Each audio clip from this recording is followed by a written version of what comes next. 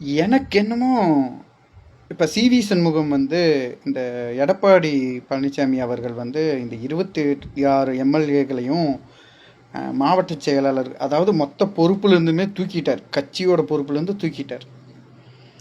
அப்போ சிவி சண்முகம் வந்து இன்டர்வியூ கொடுத்துட்டு இருந்தார். எனக்கு அவர் பேசுகிறது சரின்னு படுதுங்க. என்னென்னா சிவி சண்முகம் பேசுகிறது சரின்னு படுது.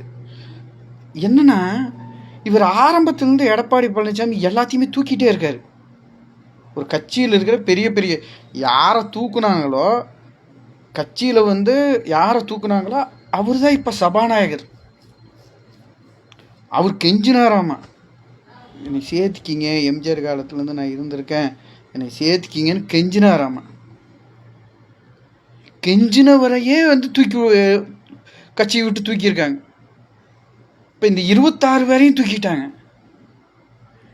எனக்கு என்னமோ இப்போ ரூட் எடுத்து பார்த்தா சிவி சண்முகம் சைடு சரியாக இருக்கிற மாதிரியே இருக்குங்க. அவர் டிவிக்கே கூட சேர்ந்தது வந்து சரியாக தப்பாங்கிறது அது செகண்டு, அது வேற டாபிக். ஆனால் எடப்பாடி பழனிசாமி அவர்கள் செய்கிறது வந்து தப்புங்கிறது வந்து நல்லா தெரியுது. ஏடிஎம்கேக்கு அது தவறான விஷயம். இப்போ சிவி சண்முகம் ரொம்ப கரெக்டாக பேசுகிறாரு. நானும் கூட என்னமோ நினச்சேன், அவரை ரொம்ப கரெக்டாக பேசுகிறாரு. இப்படி எல்லாத்தையும் கட்சி விட்டு தூக்கிட்டா அந்த கட்சியில் யார் இருப்பா? ஒரு கட்சி ஆரம்பத்திலேருந்து பலப்படுத்தி கொண்டு வரதுங்கிறது சாதாரண விஷயமா?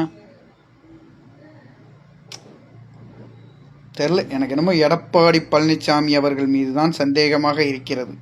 அவர் ரொம்ப அடமண்ட்டாக வந்து செயல்படுகிறாரோ என்று. என்ன செந்தமிழில் பேச ஆரம்பிச்சிட்டேன். வேட நம்ம நார்மலாகவே பேசுவோம்.